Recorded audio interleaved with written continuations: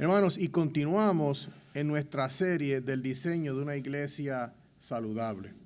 Y hoy estamos en la tercera semana del diseño de una iglesia saludable. Y hoy, como recuerdan, en la primera semana hablé de lo que era un sermón temático y lo que era un sermón expositivo. Hoy, dentro de que vamos a estar exponiendo de la Biblia, es un poco temático porque queremos establecer una fundación bien clara acerca de lo que es la conversión y el evangelismo.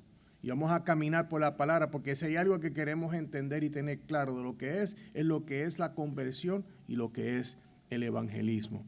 Amén. Así que hoy vamos a estar leyendo de Mateo 28, del 18 al 20. Antes de nosotros exponer lo que queremos sacar de Mateo 28, 18 al 20, voy a estar hablando acerca de lo que es la conversión. Amén. Así que acompáñenme a leer de Mateo 28, del 18 al 20. Dice así la palabra del Señor.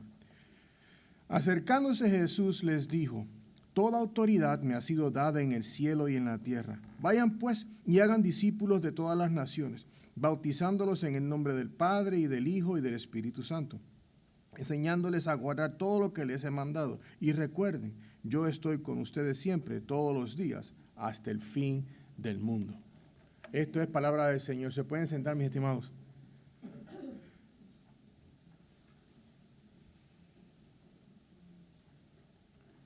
Oh Señor, hay tanto que comprender y entender en el cristianismo, ¿no es así? A veces hacemos preguntas: ¿estoy realmente salvo? Si Jesús regresa hoy, ¿tengo la certeza de que estaré con Él ascendiendo al cielo? ¿Qué significa estar salvo? Seguramente estos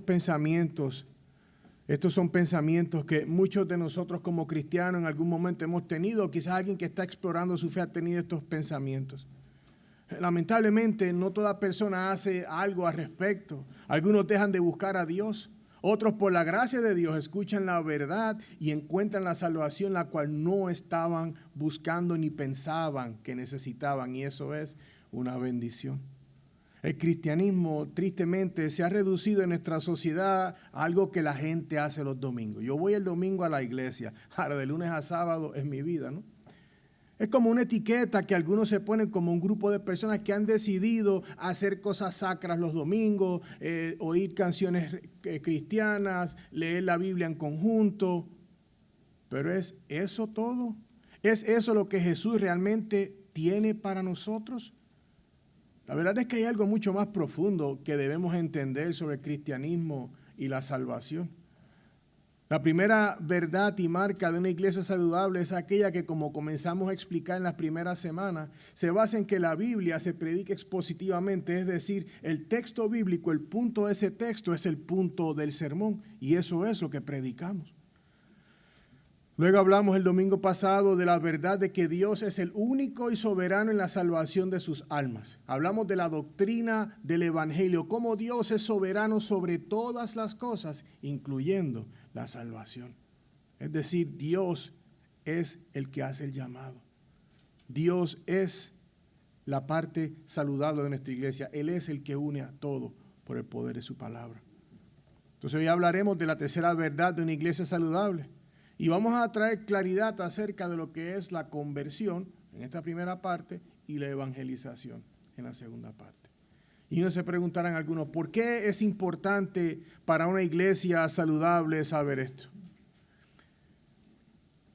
Mis estimados, comencemos con decir brevemente que una iglesia que no predica con precisión la claridad de lo que la Biblia dice acerca de lo que es la salvación, corremos el riesgo de que muchas personas van a pensar que están salvas cuando en realidad no lo están.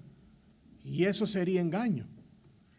Eso no solo pone en peligro sus almas, hermanos, estamos hablando de una eternidad, sino que debilita el fundamento mismo de la iglesia, porque los miembros no tendrán claridad sobre el pecado, la necesidad de la salvación y la soberanía de Dios en el rescate de las almas. Entonces esto nos lleva a preguntar entonces, ¿qué es la conversión y qué significa? Literalmente la palabra conversión significa un cambio, una transformación total y radical. Pongamos el ejemplo de una mariposa. Antes de que la mariposa pueda ser mariposa, es que una oruguita. Y esa oruguita pasa por el proceso de metamorfosis, proceso por el cual la oruguita se convierte en mariposa. Para seguir con este mismo visual de la mariposa, esto es una metamorfosis, es un cambio que tiene la persona de depender en sí mismo a una dependencia total en Cristo. El pastor McDevitt dijo lo siguiente: la conversión en esencia es dejar de pecar para arrepentirnos de nuestros pecados y dejar de confiar en nosotros mismos para confiar solo en Cristo, para reconciliarnos con Dios. En otras palabras, la conversión lleva a un hombre de un estado dependiente de él mismo, de lo que yo puedo hacer. Y digo hombre por la raza humana, pero también incluye a los jóvenes, lleva a un jovencito, lleva a un adulto, lleva a un mayor a confiar en Él, de confiar en Él, a confiar en el Señor como el restaurador de la relación quebrantada que previamente había con Dios en el jardín por causa del pecado. No importa cuán pequeño, no importa cuán grande, el pecado nos ha separado de Dios. Entonces hemos entendido y está claro que el pecado es lo que rompe esa relación con Dios y que Cristo es ¿quién? El restaurador de esa relación. Ahora bien, aquí es donde las cosas se vuelven un poquito borrosas a veces en la comunicación de las cosas en ocasiones, ya que algunas personas dicen que Dios odia el pecado pero ama al pecador, algo que bíblicamente no es correcto y es inconsistente con la verdad. Si vemos las palabras de David el salmista en el Salmo 5, versículos del 4 al 6, dice: porque tú no eres un Dios que se complace en la maldad, el mal no mora en ti. Los que se ensalzan no estarán delante de tus ojos. Aborreces a todos los que hacen iniquidad. Destruyes a los que hablan falsedad. El Señor aborrece al hombre sanguinario y engañador. Estamos viendo la importancia de hablar y dejar saber a las personas acerca del pecado y cómo Dios piensa de él. Hermanos, el pecado es mortal, es horrible. No podemos downplay, como dicen en inglés, no podemos quitarle el poder al pecado porque te separa de la persona a la cual debemos de estar unida, y es Dios. Es tan malo, lo dijimos la semana pasada este versículo, pero Romanos 1:18, Pablo lo dijo tan claramente cuando él dijo: porque la ira de Dios se revela desde el cielo ¿contra qué? Contra toda impiedad e injusticia de los hombres, que con injusticia restringen la verdad. Quizás algunos dicen: pero pastor, no creo que todas las personas sean tan malas. Hay personas que no sean así, mi abuela, mi tía, mi primo. No todo el mundo comete crímenes y es un ladrón, y a eso yo le digo: usted está en lo cierto. Si fuéramos a evaluar que son malos porque son criminales y rompen, entonces digo: sí, no, mi abuelita no era criminal. Pero la Biblia nos dice lo contrario, porque hemos heredado un pecado que está ¿dónde? En la carne.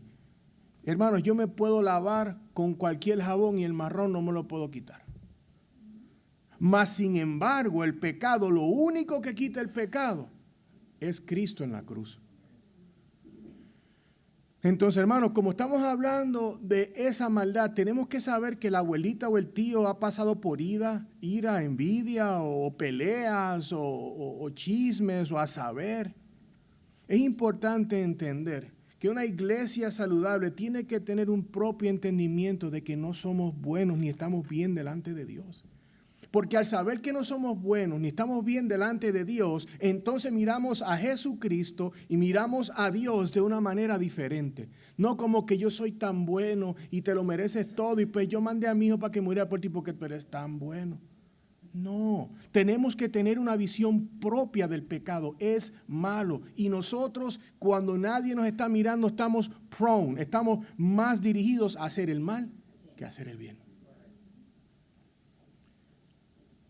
Pablo lo dijo bien claro. Quisiera haber sido yo el que lo escribió, pero no fui yo. Romanos 3 del 10 al 12 nos habla clarito, mis estimados. Él dice: no hay justo ni aun ¿cuánto? No hay quien entienda, no hay quien busque a Dios.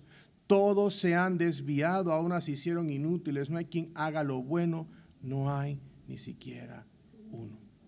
¿Eso quiere decir que tenemos mente pesimista? No, estamos hablando de que hay que aceptar la realidad de quién son. Yo no puedo decir: sí, yo soy de color café. No, papá, tú eres trigueño. No puedo decir: tengo los ojos azules y los tengo brown. Si soy un pecador y listo. Hay que tener esa comprensión, y una iglesia saludable tiene el entendimiento claro de cómo estamos delante de Dios sin Cristo. Entonces, podemos ver cómo el hombre está en pecado y lo que viene de parte de Dios al hombre, si está sin Cristo, es su ira. Todos hemos recibido nuestro chancletazo de nuestros padres cuando estábamos creciendo. Los más jóvenes, quizás su memoria está más cerca que la mía. Pero hacíamos algo y no corras, porque uno sabía que el castigo venía. ¿Ustedes creen que la ira de Dios va a ser un regaño en la mano? Hemos pecado en contra del Dios del universo. Él no es un pitufito, Él es el Dios del universo. Es la ira de Él, y no va a ser nada de bonito. Pero Pablo le recuerda a los efesios que antes de Cristo, la condición que ellos estaban, y todos los que estamos aquí, que estamos en Cristo, teníamos esa misma condición. Él les dio vida a ustedes que estaban muertos en sus delitos y pecados. Sin Jesús, hermano, experimentamos esa muerte espiritual de la que es necesario salir para no permanecer lejos de Dios. Estar en el Hades, en el infierno. Iglesia y amigos, es el amor y la gracia de Dios sobre personas que no merecen ser rescatadas de esa condición, la cual nos trae de la muerte a la vida. Y no es por un esfuerzo de nosotros, aquí que vemos la soberanía de Dios en la salvación. ¿Y quién es? El que trae la conversión. Porque dice, porque por gracia ustedes han sido salvados por medio de la fe. Y esto no procede de ustedes, sino que es un don de ¿quién? De Dios. Entonces, si estábamos muertos, un muerto no puede hacer nada. Yo no me puedo salvar, no me puedo poner la máquina del desfibrilador, no puedo hacer nada de eso. Lo único que yo puedo hacer es estar ahí muerto. Entonces viene Dios y Él es el que imparte la vida, es Él el que nos trae de la muerte a la vida. Escuchen bien esto, es la gracia de Dios la que nos provee esa conversión. No hay nada que podamos hacer, obra ni ley que nos pueda transformar, solamente Dios, como dice el profeta Ezequiel en el capítulo 36, versículo 26. Él está hablando acerca de su pueblo Israel y dice, mira, este pueblo está pecando demasiado, necesita un corazón nuevo. Y un corazón nuevo es una nueva vida. Y mire cómo dice, además les daré un corazón nuevo y pondré un espíritu nuevo dentro de ustedes. Quitaré de su carne el corazón de piedra y les daré un corazón de carne. Hermano, ¿quién es el que está haciendo el trasplante de corazón aquí? Entonces, Él es el único que puede convertir a una persona de estar muerto a estar vivo. Nadie puede decir que estaba quizás en un árbol de mango, en una montaña, nunca escuchó el evangelio y decir, yo soy cristiano. ¿De dónde? Si nunca escuchaste el evangelio, ni tu pecado, ni por qué tienes que ser salvo. Si yo estoy nadando y me tiran un salvavidas, yo digo, ¿para qué tú me tiras eso si yo sé nadar? Pero cuando yo me estoy ahogando y tú me tiras, aunque sea una caja de cartón, yo me voy a aguantar porque me estoy ahogando. Yo veo el valor de esa caja porque no me quiero ahogar. Y es por eso que una iglesia saludable predica expositivamente, hablamos del pecado, del evangelio, para que esa visión clara la tengamos en la mente. Sabemos nuestro standing, pero a la misma vez sabemos que el que va a obrar en nosotros es ¿quién? Dios. La conversión es importante, hermanos. La humanidad necesita un cambio, porque si la humanidad continúa de la manera que van sin Dios, la Biblia nos deja saber que están en peligro. Si vemos el Antiguo Testamento, especialmente en Levítico, lo más que podemos ver es que había que traer un pago a Dios. Y tenía que ser satisfactorio como Él exactamente lo estaba pidiendo. Cada cosa tenía que ser precisa por el pecado que era. Y Romanos 6:23 dice que la paga de ese pecado es ¿qué? No obstante, hay una dádiva. La dádiva de Dios es vida eterna en Cristo Jesús nuestro Señor. Mis queridos hermanos y hermanas en Cristo, nuestra salvación es una bendición y don de Dios. Y ustedes y yo debemos, y se nos ha ordenado vivir de cierta manera que le dejemos saber a otros acerca de esta verdad. Aún estudiando para hoy, como lo diré más adelante, más esta realidad se acerca y yo digo, wow, Juan, Tú le has pasado unos cuantos esta semana por el lado porque estabas pendiente de llegar a tu lugar de destino. No le dejaste saber las buenas noticias, que Cristo murió por él. El puritano Thomas Goodwin dijo lo siguiente: la conversión del alma a Dios es un acto exclusivo de Dios. Por su gracia, y esta conversión siempre va acompañada de las obras más poderosas del Espíritu Santo. La conversión es un cambio que no podemos fingir. La conversión es un cambio que no va a ser sostenible si viene de nosotros. Es un cambio que tiene que venir de Dios. La pregunta que pueden estarse haciendo algunos de ustedes es cómo una persona puede saber si ha sido realmente regenerada y convertida por Dios, porque a veces la gente empieza a dudar, pero ¿cómo yo puedo estar seguro de que en realidad estoy donde estoy? Esta pregunta es muy importante y válida, ya que si una persona está en Cristo, sabemos que somos que una nueva criatura. Las cosas viejas pasaron y ahora han sido hechas como nuevas. Quiere decir que las viejas tendencias de la carne ya están siendo renovadas. No estamos 100%, pero estamos siendo santificados conforme al Señor. Una forma clara de saber si en realidad Dios ha regenerado, te ha dado una nueva vida, es leyendo la carta de Pablo a los Gálatas en el capítulo 5, donde habla acerca de las obras de la carne y los frutos del Espíritu. Cuando vemos lo que él les recuerda de su nueva vida a los Gálatas, le dice: digo pues, anden por el Espíritu y no cumplirán el deseo de la carne, porque el deseo de la carne es contra el Espíritu y el Espíritu es contra la carne. ¿Están viendo la batalla que hay? Pues estos se oponen el uno al otro de manera que ustedes no pueden hacer lo que deseen. Las obras de la carne son evidentes, las cuales son ¿qué? Inmoralidad, impureza, sensualidad, idolatría, hechicería, enemistades, pleitos, celos, enojos, rivalidades, disensiones, herejías, envidias, borracheras y cosas semejantes. Están viendo todo ese mal gusto de cosas que hace una persona, porque una persona que ha sido regenerada por Dios no va a estar envuelto en ese tipo de pecado, porque la luz del Señor ha disipado la oscuridad que antes había en su vida. La vida de una persona regenerada está marcada por los frutos del Espíritu, produciendo un fruto nuevo en la vida de cada quien. El fruto del Espíritu es amor, gozo, paz, paciencia, benignidad, bondad, fidelidad, mansedumbre, dominio propio. Como tales cosas no hay ley. Hermanos, una vida transformada por Dios exhibirá estos frutos. Una vida transformada por Dios no se deleite en el pecado. Una vida que ha sido nacida de nuevo en el Señor busca lo nuevo que es en Cristo y no lo que hacía antes. Hay gente que dice: no, lo que pasa es que fulano es un cristiano carnal. Eso es tremendo disparate. Hermano, no existen cristianos carnales, sino hombres carnales que se autoproclaman cristianos. No existe una cosa como esa. El puritano John Owen dijo lo siguiente: la regeneración es un cambio total en las facultades del alma. Miren lo que dice: es una transformación de toda el alma de un estado de pecado a un estado de gracia. Es el comienzo de una nueva creación donde la imagen de Dios es restaurada y renovada en el corazón del hombre. Iglesia y amigos, estamos comprendiendo la importancia acerca de la conversión que viene de Dios y que si no estamos en el Señor estamos perdidos. No existe esfuerzo humano que pueda realizar tal cambio.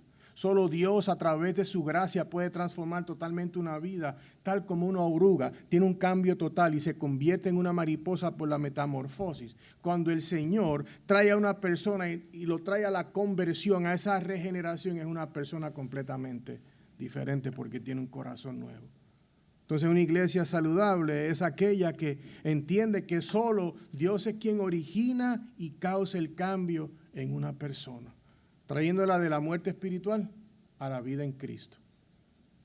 Es por eso, hermano, que este conocimiento de entender de que esto viene de Dios nos lleva a entender y hacerle la pregunta: ok, ¿cómo? Pues por el Evangelio. ¿Cómo hacemos esto propiamente? Porque como vamos a estar explicando, hay una batalla en el cuerpo que queremos simplemente trabajar la contestación de un sí de una persona. Y eso no es evangelismo.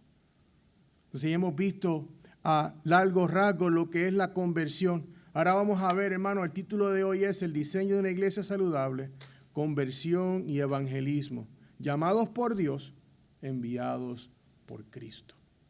Estamos viendo que Él es el único que puede llamarnos de la muerte a la vida. Y he llamado este tiempo corto de esta manera porque, hermano, como hemos podido ver, Dios es el que llama a todas las personas a la fe. Si no fuera porque Él nos llamó, estaríamos perdidos. Entonces lo vamos a ver de dos formas hoy en estos versos que leímos en Mateo 28. El verso 18 habla de la autoridad y soberanía de Jesús, algo muy importante.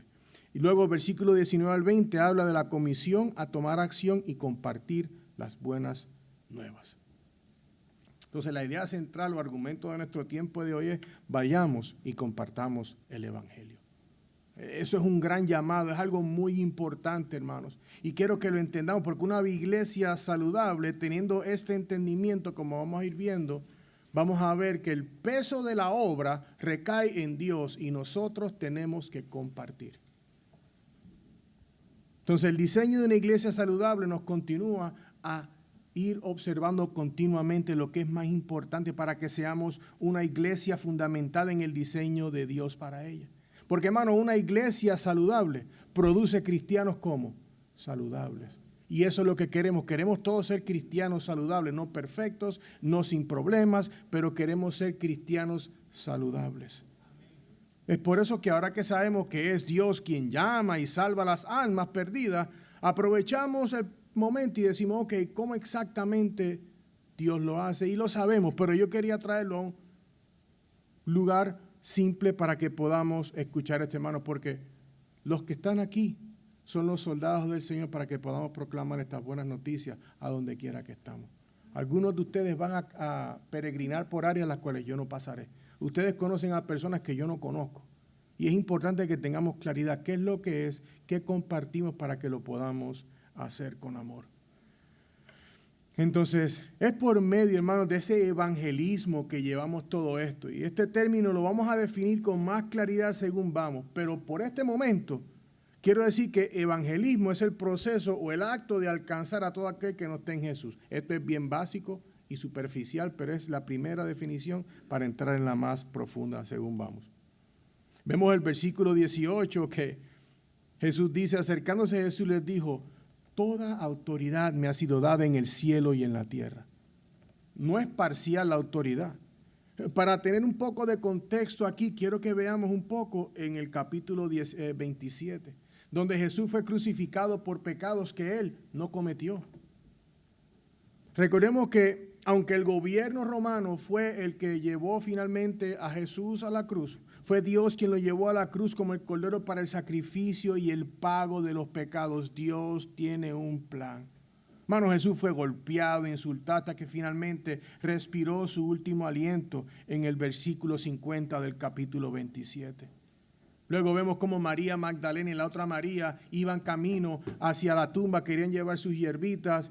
Sabemos por uno de los recuentos que hubo como un terremoto, llegan y está la tumba abierta y vacía. Tremenda sorpresa que se llevaron cuando Jesús no estaba en la tumba. Entonces este evento de la muerte y resurrección cumplió profecías acerca de su muerte y resurrección. El Mesías, el Hijo de Dios, hermanos, ha vencido la muerte, la tumba, el pecado al salir victorioso de ella. Sabemos que Él es Dios. Sabemos que Dios es el que tiene la soberanía sobre todo. Dios es el que llama a las personas a la salvación. Pero ahora estamos viendo una buena noticia aquí. Las profecías que se dijeron acerca del Mesías se cumplieron. Luego de esto vemos que los guardias van a donde los sacerdotes principales y dicen, oye, la tumba está vacía. Y dice, ok, no vas a decir nada. Aquí te voy a dar esta lana, pero tú lo que vas a decir es que se robaron el cuerpo. Y muchos creyeron esa mentira, que se habían robado el cuerpo, y no fue así. El Señor Jesús había salido de la tumba tal como Él lo había dicho. Entonces llegamos ahora al verso que tenemos en cuestión. Porque Jesús le dice, toda autoridad me ha sido dada en el cielo y en la tierra. Eso es soberanía. Inmediatamente vemos la soberanía del Señor. Él está enseñando su deidad y soberanía ante sus discípulos. Él acaba de resucitar. Él le va a dar a estos discípulos de él una comisión importante, como leímos, de lo que ellos tienen que hacer, de ir a predicar el evangelio de las buenas nuevas. Él ha cumplido sus profecías, Él está fuera de la tumba y Él está dejando saber, mira, toda autoridad se me ha dado en el cielo y en la tierra.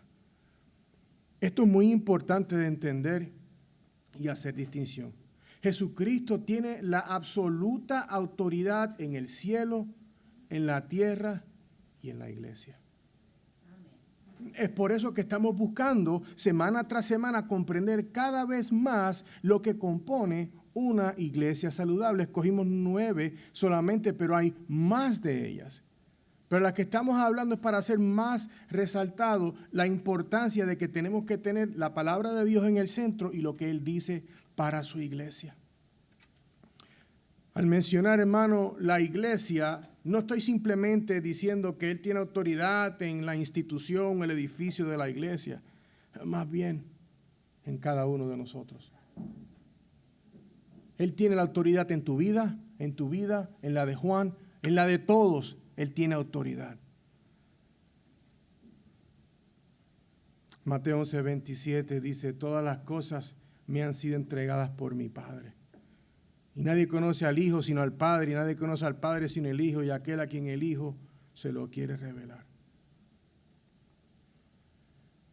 Él tiene toda la autoridad, hermanos.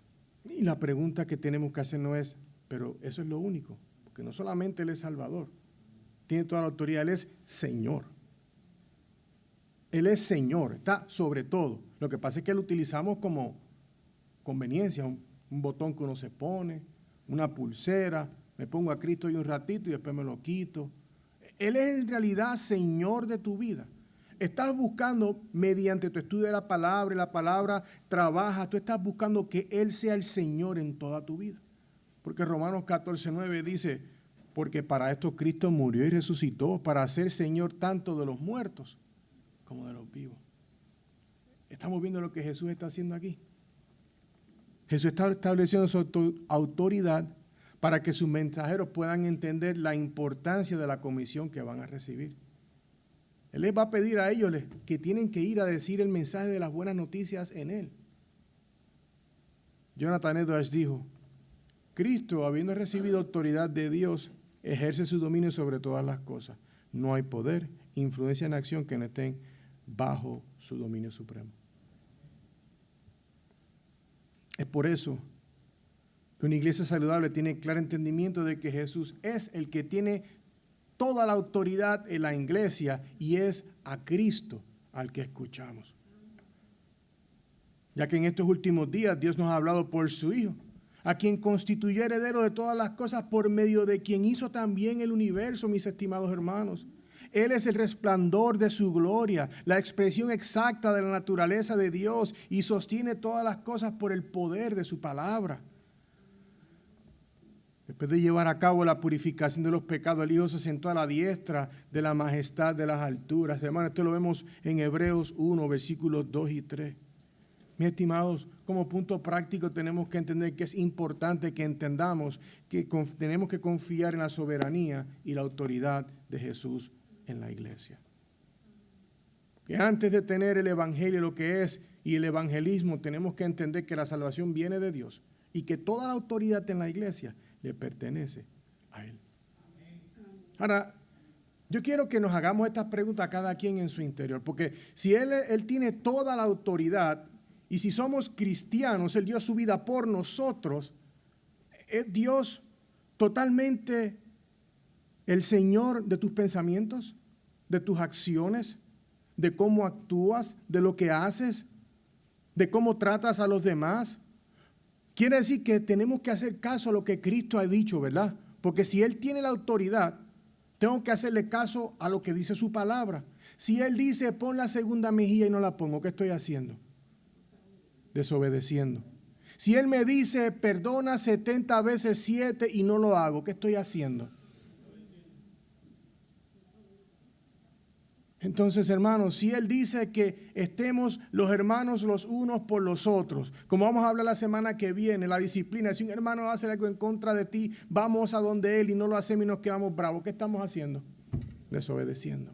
Entonces, si Cristo es el Señor de todo y Él es el Señor de tu vida, es a Él a que nos tenemos que someter. Y es a veces que queremos que sea al revés, queremos que Cristo se someta a nuestros planes. Y eso no es así. El caballo va enfrente y la carroza va detrás. Entonces, ¿estás confiando y obedeciendo totalmente a Jesús y a sus palabras? ¿Estás sometiendo tu vida? Tú dices, Señor, yo todavía estoy en pedazos, pero yo quiero que tú reconstruyas mi manera de pensar. Yo quiero que reconstruyas mi manera de actuar. Quiero que reconstruyas ... ¿Es Jesús el Señor de toda tu vida? Comenzando en el teléfono, lo que escribes, lo que miras, lo que buscas. Esto nos lleva a observar entonces la soberanía de Dios en el evangelismo. Porque existen ideas erróneas de lo que implica la evangelización o el evangelismo. Algunas personas piensan que se trata de compartir el mensaje del evangelio, pero de tal manera que tú llevas a la gente así a golpes en la cara. Y ven y pasa adelante, y ven y pasa y abre tus ojos y levanta tu mano y levanta un pie y llena este papel y camina por el pasillo. Entonces, ¿qué sucede? La gente relaciona la salvación con caminar, llenar una tarjeta o abrir el ojo para que un pastor lo vea. Y eso no es evangelismo. Está bueno que vengas a un pastor y hables con él y puedas llenar una hoja para que sepan de que tú creíste el evangelio, pero eso no es evangelizar.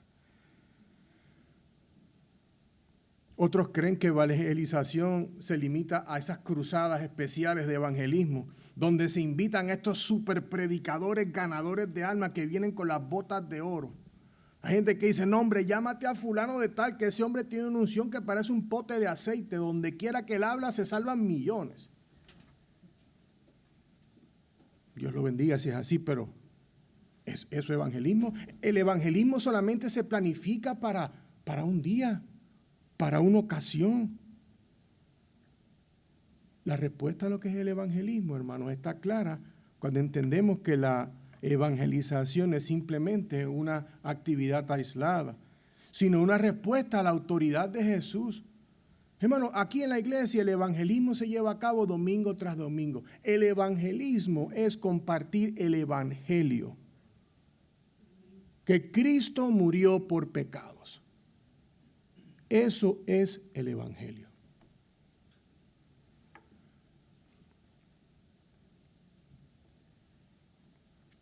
Cuando Jesús dice que tiene toda la autoridad en el cielo y en la tierra, no solo está afirmando su poder y sabiduría y soberanía, sino que también nos está dando el mandato de actuar, de compartir esta verdad.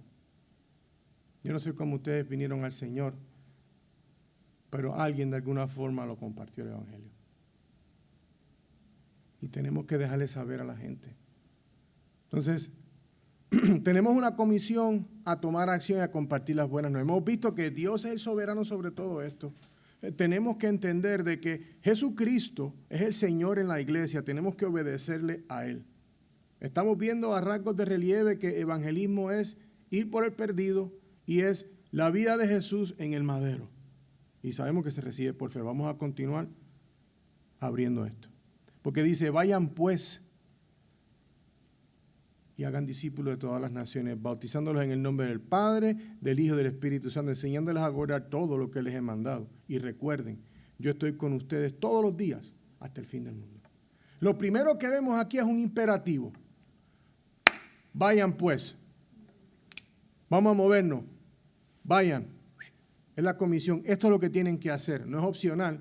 Esto no es la gran opinión. Esto es la gran comisión. Él dice, vayan pues. Hemos visto que Dios es soberano sobre la regeneración y conversión de las almas. Y gloria a Dios por eso. Porque si no fuera por Él estaríamos perdidos o engañados. Porque, hermanos, como dijimos, no hay acto humano que pueda causar ese nuevo nacer y cambio en una persona. Entonces, habiendo dicho eso, el evangelismo es algo que, como veremos, tiene una responsabilidad dividida. La responsabilidad de Dios y la responsabilidad del hombre. Hemos visto que la responsabilidad de Dios es salvar, llamar, abrir los ojos del que está muerto. El que está recibiendo las noticias del evangelio, si lo escuchó, es responder o no responder. Jesús, como dijimos, comienza con este imperativo: vayan pues y hagan discípulos. Vayan pues y déjenle saber a otros de mí. Para que sea un discípulo de Cristo, tiene que ser una persona que ha sido regenerada y transformada por Dios. Podemos hacer una escuela dominical. Yo puedo traer a Charles Spurgeon aquí a hablar. Si alguien no está salvo, no le va a interesar que sea Charles Spurgeon o sea quien fuera. Pero cuando uno tiene deseo de escuchar de la palabra, no, hombre, uno va y escucha, olvídate, a quien fuera que está hablando la palabra con amor y denuedo. Entonces, ¿qué es evangelismo? Comencemos con decir lo que no es, como estábamos diciendo. El evangelismo no son actividades. Sabemos que yo puedo tener bouncy houses y algodón y juguetes, bicicleta.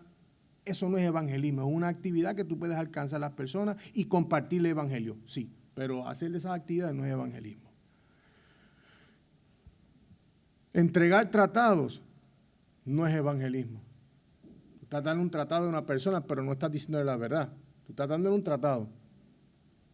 Compartir testimonio no es evangelismo. Puede ser todo esto parte de lo que tú haces, pero eso no es evangelismo. Entonces, el evangelismo, mis queridos, es compartir el evangelio de Jesús. Suena simple, ¿verdad? Suena simple, no obstante, eso es lo que conlleva evangelizar, compartir esas buenas nuevas. Jesucristo murió en la cruz por pecados. La palabra evangelio, le hemos dicho ya varias veces, significa buenas nuevas, buenas noticias, las cuales para que sean buenas, tiene que haber una comprensión clara de lo que son las noticias que las hace que eso sea buena. Porque, por ejemplo, si yo le doy 5 centavos a alguien, ¿para qué tú me das esto? Ahora, si te faltan 5 centavos para poder salir del Publix porque tenés que comprar una leche para tu casa, esos 5 centavos, ay compadre, esos 5 centavos tú no sabes cómo tú me has bendecido, porque me faltaban 5 centavos. Es conocer tu deuda para que tú sepas lo que eso significa. Entonces, las buenas noticias del evangelio no son tan buenas al comenzar. Y es importante reconocer que debido a la entrada del pecado en el jardín del Edén, por medio de la desobediencia de Adán y Eva, como dije, el pecado lo llevamos ¿dónde? En la carne. Esto causó la separación del hombre con Dios. ¿Por qué? Bueno, Dios es santo, sin mancha, sin pecado y perfecto. Por lo cual Dios ya vimos que Él no se mezcla con el pecado. Por eso, como les dije, que a través del Viejo Testamento vemos como había que pagar por los pecados, había que llevar ofrendas que fueran de aroma fragante a Él para que el pecado pudiera ser pago. Pero tenía que seguir viniendo y viniendo hasta que vino Jesús y obviamente de una vez y por todas. ¿Y qué tal el hombre? Porque Dios es perfecto, Él está sobre todas las cosas, Él es soberano, pero el hombre es el que ha pecado en contra de Dios. Y nuestras iniquidades nos separan de Dios. Así lo dijo el profeta Isaías. Por las iniquidades de ustedes han hecho separación entre ustedes y Dios, y los pecados les han hecho esconder su rostro para no escucharlos. Escuchen bien esto todos, jóvenes y adultos y cristianos de hace 4 décadas. Todos nosotros somos como el inmundo y como trapo de inmundicia. Todas nuestras obras justas son marchitas. Es por eso que la humanidad necesita saber de cuán no buenos somos, hermanos, para que cuando escuchen, mira, pero es que no tienes que tener miedo porque la gracia de Dios está con nosotros. Tú rompiste toda la vajilla, eres un vil pecador y tus trapos son inmundos. Pero Cristo vino y dio su vida en el madero por ti. Tú crees la verdad de Cristo. Y este hermanito dice, la verdad que yo soy una porquería, pero yo lo creo. Ay, Romanos 10 dice que si tú lo crees en tu corazón, eres salvo. Hermanos, eso son buenas noticias. Yo no sé cómo ustedes les vendieron el evangelio, pero yo escuché en el evangelio lo mal que yo era. Y cuando me mostraron la verdad, yo dije, gracias, Dios mío. Es por eso que yo predico esto. Dirán, ay, este pastor ya me aburre hablando del pecado. Quiero que tengan una comprensión clara del pecado, porque en el cielo no entran pecadores si no fueron redimidos por la sangre del Cordero. Entonces, ¿qué es el Evangelio? Me encanta lo que J.I. Packer dice del Evangelio y del evangelismo en su libro La soberanía de Dios y el evangelismo. Él dijo lo siguiente: el Evangelio es creer en el Señor Jesús, quien murió por pecados y ahora se ofrece a ti como Salvador. Es por eso que aunque el pecado ha dañado y quebrantado esa relación con Dios y ninguna actividad u obra que podamos hacer nos puede redimir, las buenas noticias son que descansamos no en nuestra capacidad de lograr algo, sino que descansamos en la verdad de quién es Jesús y lo que hizo. Y es reposar en esa gracia de Dios sobre nosotros, que Él tuvo misericordia de nosotros, nos abrió los ojos y dijo: ven, levántate. Y tú, aleluya, gracias Señor. Yo no sabía que estaba muerto, pero ya que me di cuenta, gracias. Por eso es que es importante predicar la palabra. Por eso es que siempre les digo, verbalmente no tendría que hacerlo, pero como somos una comunidad joven, estamos hablando, mira hermano, y aquí esto nos conecta con el Evangelio. ¿Se acuerdan que yo siempre lo digo? Esto es una ventana al Evangelio, para que vean que en la Escritura, desde Génesis en adelante, vemos que hay momentos en que o está directamente implícito y explícito, o nos indica un destello al Evangelio, que son las buenas noticias. Por eso que John Bunyan dice: la predicación del Evangelio es suficiente para salvar. No hay necesidad de adornos humanos ni estrategia, pues la palabra del Evangelio tiene poder en sí misma para traer vida donde hay muerte. Hermano, la salvación es tan preciosa, porque la salvación no es un momento y ya. Es vivir en el estado de entendimiento que Dios me ha perdonado. A los jóvenes aquí que van a la escuela, luego a la universidad, si estás en Cristo, sabe que Él está contigo. Que cada decisión que vas a hacer en tu vida, tú dices: Señor, ¿qué será la mejor decisión? Que tú ves a Dios y dices: Señor, ¿qué hago? A la edad de ustedes yo daría la vida nuevamente para que alguien me hubiese hablado de Cristo. Y yo les digo, jóvenes, miren a Cristo.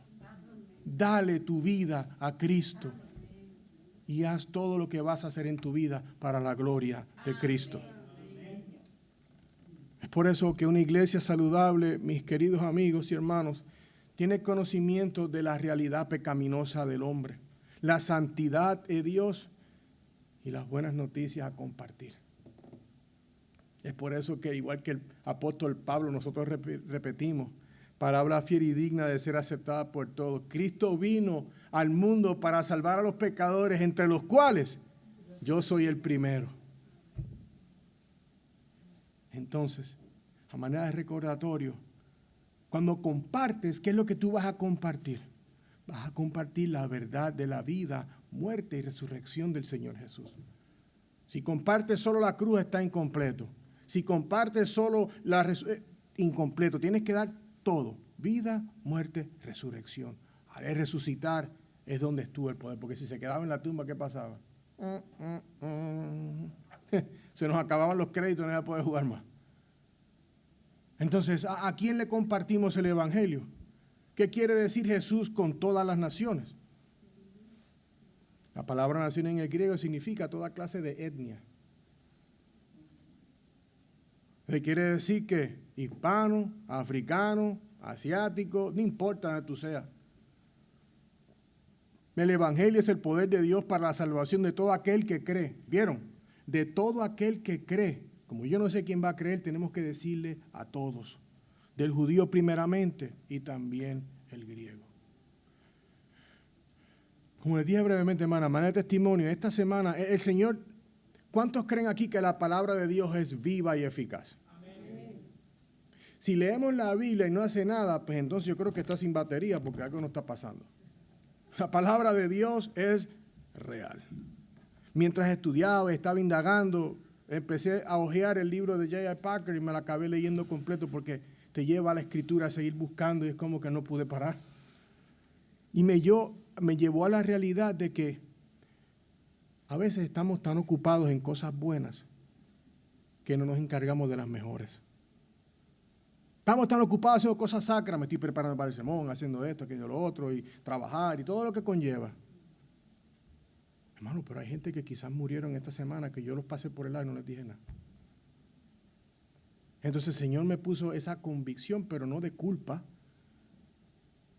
Me pone la convicción, Juan, hay que activamente dejarle saber a la iglesia la importancia de este mensaje. Por eso que hice el mensaje de hoy temático. Es para hacer claridad. ¿Quién es el que es soberano en la salvación? ¿Quién es el que salva? Ni usted ni yo vamos a salvar a nadie.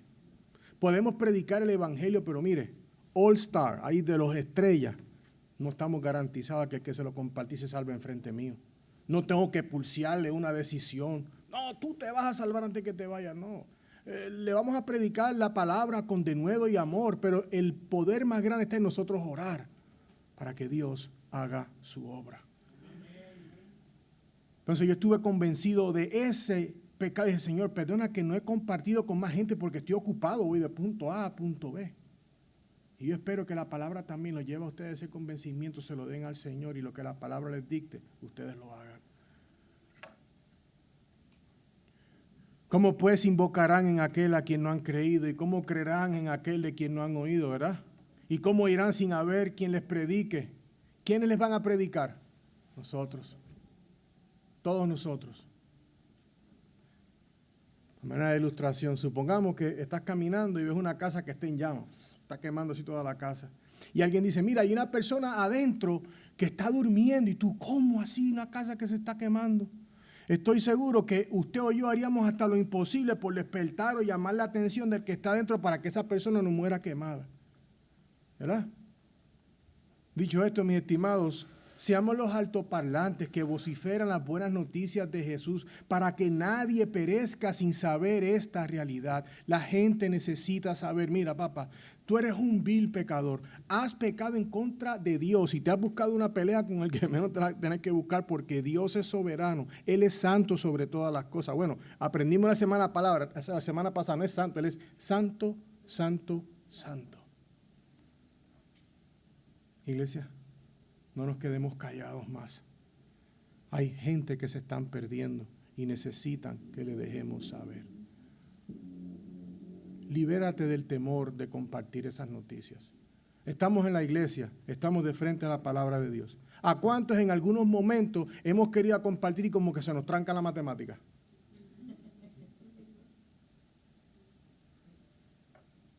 O cuando te mandan para buen sitio y tú, este hombre me tiró duro, me la tiró 99. Te dicen alguna grosería y uno dice, te quedaste con el bate en la mano. Te quiero librar de ese temor. Nosotros compartimos la verdad y solamente Dios hace el cambio. Les pregunto, ¿ustedes creen en quién es Jesús? ¿Ustedes creen en que Él en realidad vivió una vida sin pecado? Que murió en la cruz por los pecados de todo aquel que cree y pone su fe en Él y que al tercer día, según dicen las Escrituras, Él resucitó, dándole victoria sobre el pecado, la tumba y la muerte. ¿Ustedes creen eso? Amén. ¿Ustedes creen lo que dice Romanos 1:16, que el Evangelio es el poder de Dios? Amén. Entonces, hermanos, si ustedes lo creen como yo lo creo y aún en un mejor y más claro nivel, no tenemos que tener ningún tipo de problema. Porque si Él dice que ese es el poder para salvar, nosotros tenemos que llevar varias cosas. Una, la convicción de que esto es verdad. Si tú piensas que no es verdad, estás vendiendo un producto a alguien que no existe. Esto no es un producto, esto es la verdad. Las buenas noticias.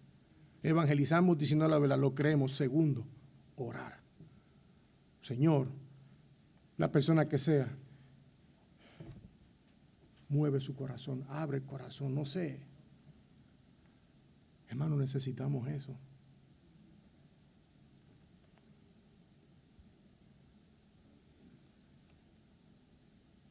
Punto práctico y aplicación.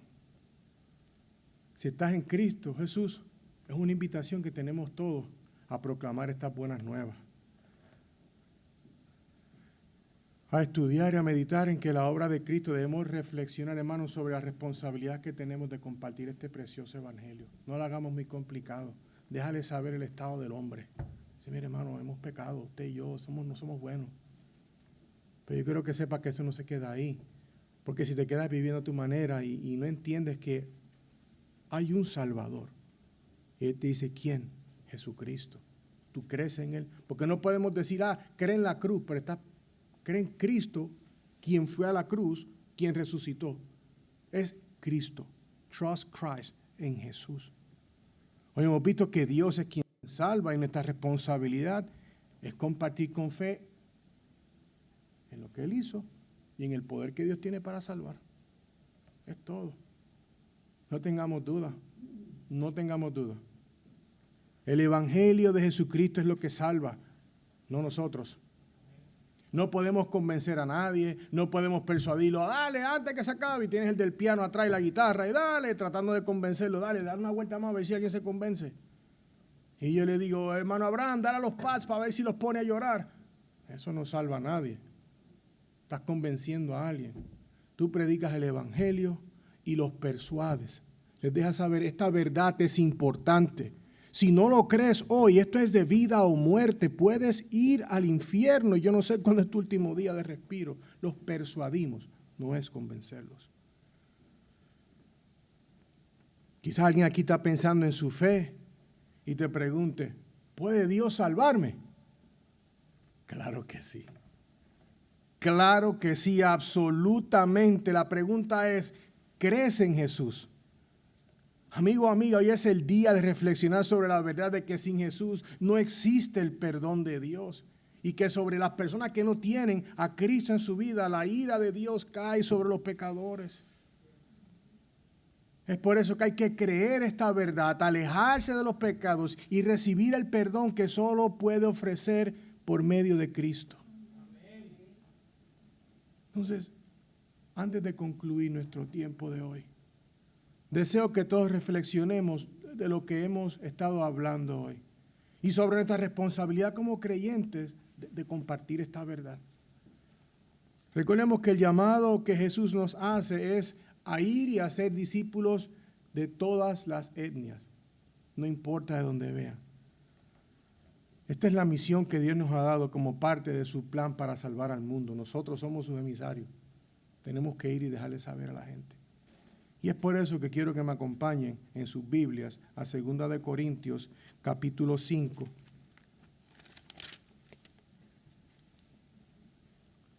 Versículo del 11 al 21.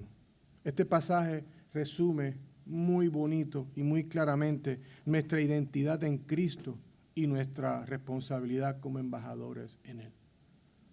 Les pregunto, ¿ha quedado claro que quien salva, quien convierte a las personas es Dios? ¿Se ha quedado claro de que el Evangelio es Cristo y la obra que Él hizo en la cruz? Y nosotros compartimos eso con convicción, pero la gente necesita saber el delito del pecado para que puedan saber lo delicioso de ese regalo. Pero también tienen que saber que hay una consecuencia de no venir a Cristo. Entonces, miren lo que dice la palabra en 2 de Corintios 5, del 11 al 21. Por tanto, conociendo el temor del Señor, persuadimos a los hombres, pero a Dios somos manifiestos. Y espero que también seamos manifiestos en las ciencias de ustedes, en las conciencias de ustedes. No nos recomendamos otra vez a ustedes, sino que les damos oportunidad de estar orgullosos de nosotros, para que tengan respuesta para los que se jactan en las apariencias y no en el corazón. Porque si estamos locos es para Dios, y si estamos cuerdos es para ustedes. Pues el amor de Cristo nos apremia, habiendo llegado a esta conclusión, que uno murió por todos y por consiguiente todos murieron. Y por todos murió, para que los que viven ya no vivan para sí, sino para aquel que murió y resucitó por ellos. De manera que nosotros de ahora en adelante ya no conocemos a nadie según la carne, aunque hemos conocido a Cristo según la carne. Sin embargo, ahora ya no lo conocemos así. De modo que si alguien está en Cristo, nueva criatura es. Las cosas viejas pasaron, ahora han sido hechas nuevas. Todo esto procede de Dios, quien nos reconcilió con Él mismo por medio de Cristo y nos dio el ministerio de la reconciliación. Es decir, que Dios estaba en Cristo reconciliando al mundo con Él mismo, no tomando en cuenta a los hombres sus transgresiones, y no nos ha encomendado a nosotros la palabra de la reconciliación, y nos ha encomendado a nosotros la palabra de la reconciliación. Por tanto, Somos embajadores de Cristo, como si Dios rogara por medio de nosotros. En nombre de Cristo les rogamos. Reconcíliense con Dios. Al que no conoció pecado, lo hizo pecado por nosotros para que fuéramos hechos justicia de Dios en él. Amén. Para concluir, hermanos, hoy hemos aprendido que una iglesia saludable es aquella que reconoce que es Dios quien llama, regenera y transforma a las personas a través de la predicación del Evangelio. En este proceso, cada seguidor de Jesucristo recibe ese gran mandato, lo que le llamó la gran comisión, para que nosotros podamos ir y dejarle saber a otros lo que Él nos ha enseñado. Y lo primero que le enseñamos es la doctrina del pecado, luego le enseñamos el Evangelio para que Dios pueda obrar en ellos, hermanos. Tenemos que predicar ese Evangelio, si no el Espíritu de Dios está desempleado. Para que Él pueda trabajar en una persona, tenemos que predicar ese Evangelio. Entonces, hay algo crucial que debemos entender antes de finalizar. Cuando una persona decide no aceptar esta verdad, y hemos tenido quizás personas que le hemos compartido lo mejor de nuestra habilidad del Evangelio, gente que amamos, tenido familiares, gente que amamos y deciden que eso no es para ellos y los rechazan. El rechazo es una decisión, porque dice yo no quiero a Cristo. Y hay que orar por esos corazones. No dejemos de orar por ellos. La gente dice, no necesito a Cristo, estoy bien, es lo que dicen cuando no lo aceptan. Este rechazo, hermano, no es algo neutral. No seguir a Cristo, no responder su llamado es una decisión gravemente mortal, ya que separa a las personas de la única fuente de vida verdadera, que es Dios. Iglesia, que nunca olvidemos que no estamos solos en esta misión. Él es nuestra fortaleza y su presencia nos acompaña en cada paso que damos. Su palabra bien claro dice, estaré con ustedes siempre.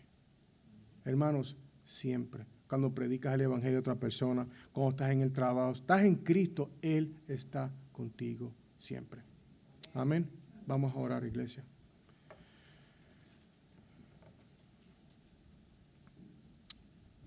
Señor, en esta hora te damos las gracias, Señor, porque hoy, Padre, pudimos hablar a relieve, Señor, la realidad que, mi Dios, tú eres el que abre los ojos de las personas, que tú eres, Señor, el que nos llama.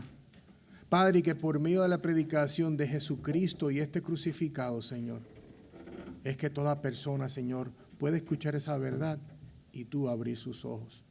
Padre, yo te pido por esta comunidad. Señor, te pido que en el lugar que tú necesites obrar en el corazón de alguien, Padre, algo que tu palabra les causó convicción de algún pecado, Padre, que lo traigan sobre la mesa. Te pido, Señor, por esta comunidad de Renovación Church.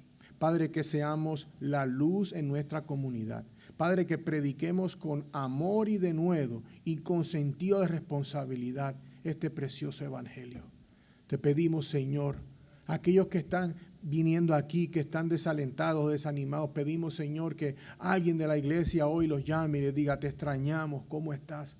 Padre, tenemos que ser luz en las tinieblas y pedimos, Señor, que nos perdones a todos, Señor, en los momentos en que la prisa o lo que estábamos ocupados fue la excusa de no compartir estas preciosas noticias.